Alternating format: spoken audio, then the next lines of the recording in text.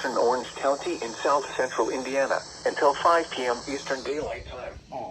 At 4:25 p.m. Eastern Daylight Time, a severe thunderstorm was located over Shoals, moving east at 30 miles per hour. Expected hazards include ping-pong ball-sized hail and 60 miles per hour wind gusts. This is a radar-indicated threat.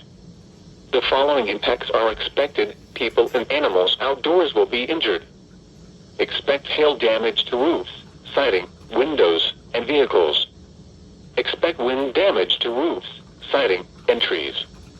Locations impacted include Paoli, Orleans, French Lick, Orangeville, West Baden Springs, Woodlawn Grove, Braxton Siding, Bonds, Hindoston, and Scarlet.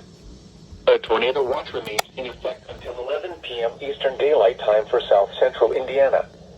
Prepare immediately for large hail and deadly cloud-to-ground lightning.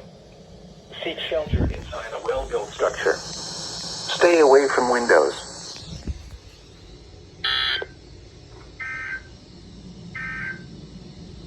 Now for the official National Weather